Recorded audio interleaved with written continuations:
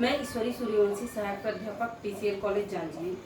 आज का मेरा टॉपिक है लोक कल्याणकारी राज्य। लोक कल्याणकारी राज्य क्या है, इसका प्रादुर्भाव कैसे हुआ। 18वीं शताब्दी में जब औद्योगिक क्रांति हुई, बहुत से कारखाने बंद हो गए, मजदूरों की स्थिति दयनीय हो गई, लोग बेरोजगार हो गए। यहाँ पे जो राज्य सरकार है उसका दायित्व बढ़ गया और राज्य सरकार ने लोगों के भलाई के लिए कार्य करना प्रारंभ किया। यही से हम लोक कल्याणकारी राज्य की शुरुआत मानते हैं। लोक कल्याणकारी राज्य जो है समाजवाद और व्यक्तिवाद दोनों का मिश्रित रूप माना जाता है।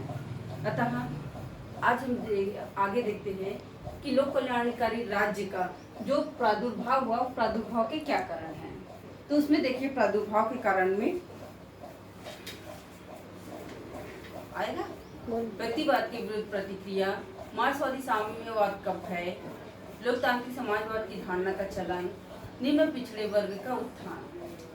ये कुछ प्रमुख कारण हैं जिनके कारण से जो कल्याणकारी राज्य है उसका अभ्युदय हुआ। पहले में हम मानेंगे व्यक्तिवाद के विरुद्ध जो प्रतिक्रिया हुई, उस समय लोग व्यक्तिगत हितों पर ज्यादा ध्यान देते थे और व्यक्तिवाद के स्थान पे लोग समाजवाद, पूरे समाज के बारे में सोचने लगे। यहाँ मजदूरों की जो स्थिति दयनीय हुई, उसके बाद से पूरे मजदूर वर्ग के बारे में सोचा जाने लगा, न कि केवल व्यक्ति विशेष के बारे में। दूसरा था मार्क्स साम्यवाद का भय, जो कार्ल मार्क्स एंजल ने 1848 में साम्यवादी घोषणा पत्र प्रकाशित किया।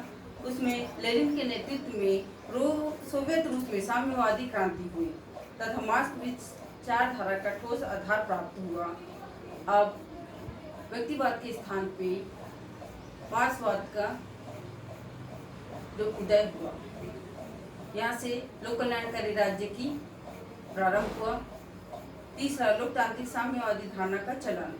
मार्क्सवादी हिंसा और क्रांति के प्रयोग का सहारा से समाज में बदलाव लाना चाहते थे, लेकिन यह विचारधारा राज्य को एक लोक कल्याणकारी संस्था मानती गई।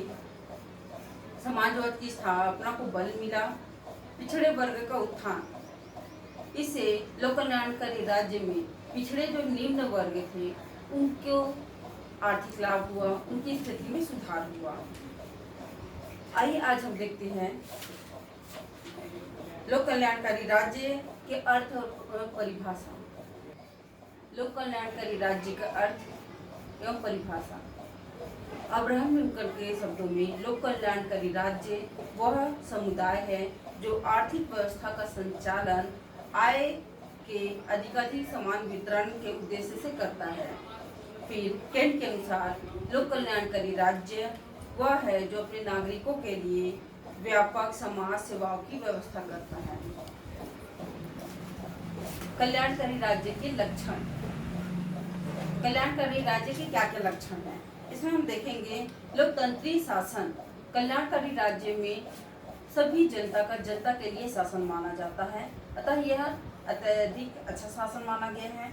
इसमें ज्यादा जनता के हित के लिए कार्य होता है। दूसरा है सामाजिक न्याय की भावना। इसमें लोकतांत्रिक समाज में सभी सामाजिक वर्ग, कोई भी जाति धर्म के हो, सभी के लिए समान रूप से न्याय की व्यवस्था होती है। उन सभी के लिए समान रूप से सेवा कार्य किए जाते हैं। तीसरा है सामाजिक सुरक्षा। सामाजिक सुरक्षा क्या है? सामाजिक सुरक्षा, इसमें अधिक से अधिक लोगों को उनकी न्यूनतम आवश्यकताओं की पूर्ति सुनिश्चित करती है। राज्य सरकार व्यक्ति को अपने जीवन जीने के लिए जो न्यूनतम आवश्यकताएं है उसकी पूर्ति का प्रयास राज्य सरकार द्वारा किया जाता है। न्यूनतम जीवन स्तर की गारंटी। सभी व्यक्ति को उसके जीवन के लिए आवश्यक कार्य सुनिश्चित कराया जाता है। तो समाज सेवी राज्य। समाज सेवी राज्य क्या है? समाज सेवी राज्य निर्धन व्यक्तियों के लिए, बूढ़े व्यक्तियों के लिए, निराश्रित के लिए, उनके कल्याण के लिए भी कार्य करती है। फिर छठवां है आर्थिक नियंत्रण की व्यवस्था। राज्य उत्पादन और वितरण प्रणाली पर ऐसा नियंत्रण करती है कि सभी लोगों को उनकी आवश्यकताओं की पूर्ति हो, किसी एक व्यक्ति के पास अत्यधिक आय संचित ना हो जाए। फिर अगला है व्यक्तिवाद तथा समाजवाद का मध्य मार्ग। व्यक्तिवाद और समाजवाद दोनों का ये मिश्रित रूप है। ये दोनों के साथ में लेकर कार्य करती हैं। ये व्यक्ति विशेष का भी और समाज के दोनों के हित के लिए कार्य करती हैं। अंतर्राष्ट्रीय सहयोग की भावना। लोक कल्याण का राज्य का यह सबसे बड़ा गुण है कि वह सभी देश के साथ, राज्यों के साथ सहयोग से कार्य करती हैं। आइए अब अगला हम देखते हैं कि लोक कल्याणकारी राज्य के क्या क्या कार्य रहे हैं। लोक कल्याणकारी राज्य का कार्य है पहला समाज सुधार। समाज में जो नशेबंदी है, नशेबंदी करना, सामाजिक बुराइयों पर रोक लगाना, ये राज्य के प्रमुख कार्य हैं। श्रम का विभाजन, हर एक व्यक्ति को कार्य देना, कार्य के अनुसार उनकी आय निश्चित करना, ये राज्य का कार्य है। कृषि उद्योग व्यापार के नियम बनाना, ये भी राज्य का कार्य है।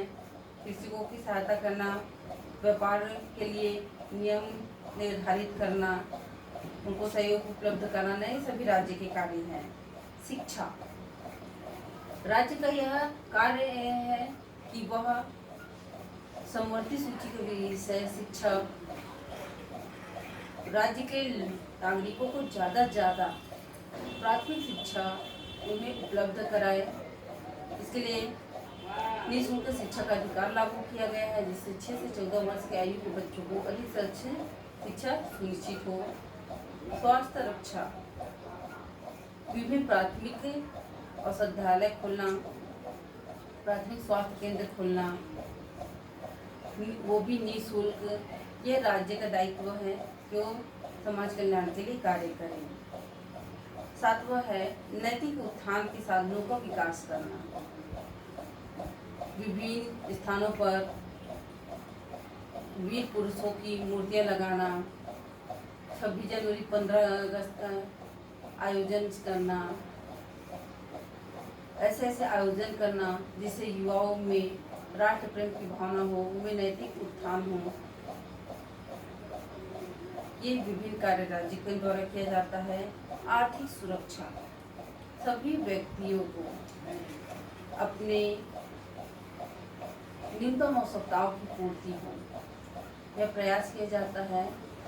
रोटी, कपड़ा, मकान, शिक्षा, चिकित्सा, ये सभी न्यूनतम आवश्यकताओं की चीज़ें हैं जो उन्हें मिले। जो निराश्रित है उन्हें पेंशन दिया जाता है, विधवा पेंशन दिए जाते हैं। ये विभिन्न प्रकार की योजनाएं राज्य सरकार द्वारा आर्थिक सुरक्षा के तहत उन्हें दिया जा रहा है।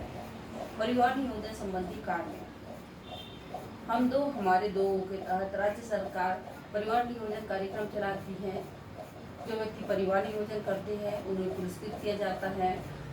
उन्हें गवर्नमेंट एम्प्लॉय को विभिन्न प्रकार की इंक्रीमेंट से दिए जाते हैं, छूट दिया जाता है। इस तरह जनसंख्या को कंट्रोल करने के लिए राज्य सरकार द्वारा कदम उठाया जा रहा है। अब हम देखते हैं आलोचना। इतनी खूबियां होने के बाद भी इसमें क्या क्या आलोचनाएं हैं। तो व्यक्ति की स्वतंत्रता का हनन,